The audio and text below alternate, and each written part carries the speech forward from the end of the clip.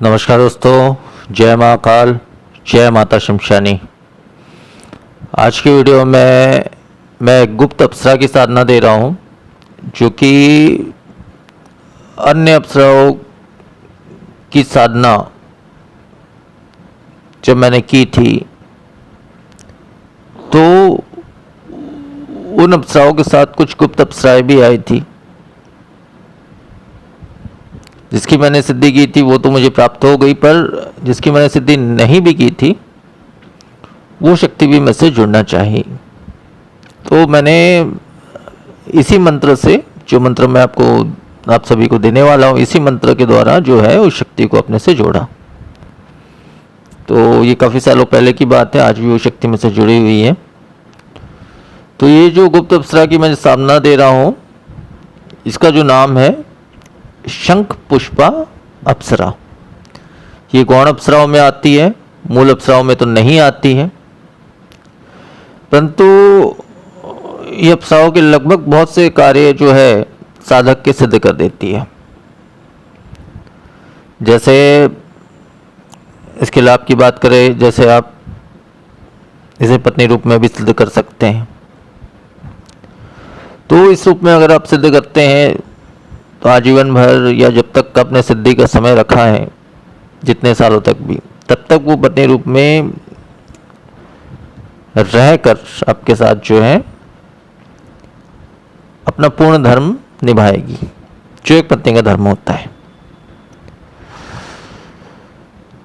इसके अलावा आप इसे किसी भी रूप में सिद्ध कर सकते हैं, चाहे माता रूप में सिद्ध कर सकते हैं, या बहन रूप में सिद्ध कर सकते हैं, देवी रूप में सिद्ध कर सकते हैं, मित्र रूप में सिद्ध कर सकते हैं, या प्रेमिका रूप में भी सिद्ध कर सकते हैं।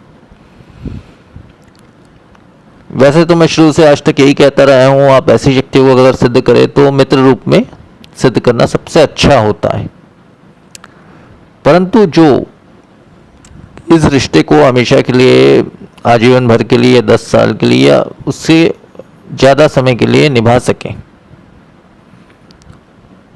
तो वो इंसान जो है वो पत्नी के रूप में भी इसे सिद्ध कर सकता है और प्राप्त कर सकता है।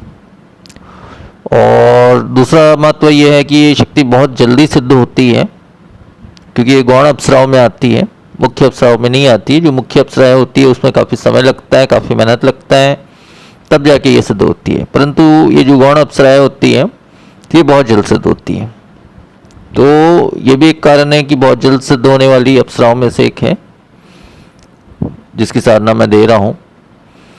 इसके अलावा इसके फायदे की बात करें तो स्वर्ण, धन इत्यादि आपको प्रदान करती है। इसके अलावा व्यवसाय, नौकरी इत्यादि में आपको बरकत देती है।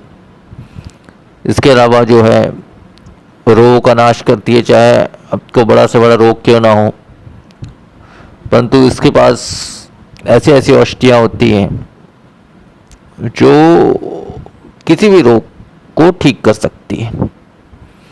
इसके अलावा रक्षा तो करती है हर प्रकार से आपके और आपके परिवार का। इसके अलावा जो है मोहिनी वशीकरण जैसी भी क्रिया ये पल भर में कर देती है। इसके अलावा जो भी इस शक्ति को सिद्ध कर लेता है, चाहे वो स्त्री हो या पुरुष हो, कोई भी साधना वो कर सकता है, तो किसी रूप में कर सकता है, ये कर सकती है। तो इससे जो है उसका यौवन जो है, सुंदरता जो है वो हमेशा बने रहती है इस शक्ति के सिद्धि से। मतलब कभी उसको बुढ़ापा नहीं आती है, मतलब उसकी उम्र चाहे जितना भी हो जाए, पर उसे उसकी जो यौवनता है, सुंदरता है, वो हमेशा बने वैसे की वैसे ही बने रहती है। और इसकी कृपा से जो है उसकी सुंदरता और कई गुना, हजारों गुना बढ़ जाती है, लेकिन कम नहीं होती है। इसके अलावा आपके ऊपर तंत्र बाधा है या अन्य कोई दोष है, पितृदोष हो गया, कालसर्प दोष हो गया, नाड़ी दोष हो गया, या तिला दोष हो गया, इत्यादि सारे दोषों का जो है वो निवारण भी करती है। इसके अलावा भविष्य के विषय में भी आपको जानकारी देती है। ये सब बहुत सारे फायदे हैं जिस वजह से साधना को किया जाता है। अब इस साधना का मुख्य विधान बता दे रहा हूँ। ये साधना देखिए मुख्य तौर से 5 दिनों की होती है। 5 दिनों का साधना विधान होता है। इसमें करना आपको ये है कि शुक्ल पक्ष के किसी भी गुरुवार यानी थर्सडे के दिन से आप इस साधना को शुरू कर सकते हैं। आपको इसमें करना ये है, उत्तर की दिशा आपकी रहेगी। उत्तर की दिशा में जो है आप एक लकड़ी की चौकी लगा लें और उस चौकी के ऊपर में नया लाल रंग का एक वस्त्र बिछा लें और उसके बीचों बीच जो है एक आप नया कलश ले लीजिए तांबे का, उसमें शुद्ध जल भर के या गंगा जल भर के जैसा भी है उसको स्थापित करिए और उसको जो है सिंदूर से जो है आपको उस कलश का अभिषेक करना है। 9 बार अभिषेक करना है उस कलश का। जो मैं मंत्र देने वाला हूं उसी मंत्र को बढ़ते हुए 9 बार उसका अभिषेक कर देना है। तो ये मुख्य विधान हो गया। इसके अलावा जो है पीले रंग के जो पुष्प होते हैं, पीले पुष्प से जो है उस आसन को सजा देना है अच्छे प्रकार से, क्योंकि पीले पुष्प जो है वो उस शक्ति को, इस देवी को बहुत पसंद है। पीले पुष्पों से इस आसन को सजा देना है और इसमें कोई भी सुगंधित इत्र का आप प्रयोग कर सकते हैं, किसी भी इत्र का प्रयोग कर सकते हैं, गुलाब का कर सकते हैं या फिर चमेली का कर सकते हैं, जो भी इत्र आपको सही लगे। इसके अलावा आपको घी का 2 दीपक लगाना है, कलश के सामने लगाना है, कलश की तरफ मुख होना चाहिए उस दीपक का, और एक बाती वाला दीपक होगा वो आड़ी बाती वाला, घी का होना चाहिए। दोनों दीपक जो है घी का होगा, चाहे आप मिट्टी का दीपक लगा ले या तांबे का लगा ले या अन्य पात्र का लगा लें। आप किसी भी पात्र का, लोहे को छोड़ के किसी भी पात्र का आप 2 दीपक लगा सकते हैं। तो दीपक आपको लगा देना है।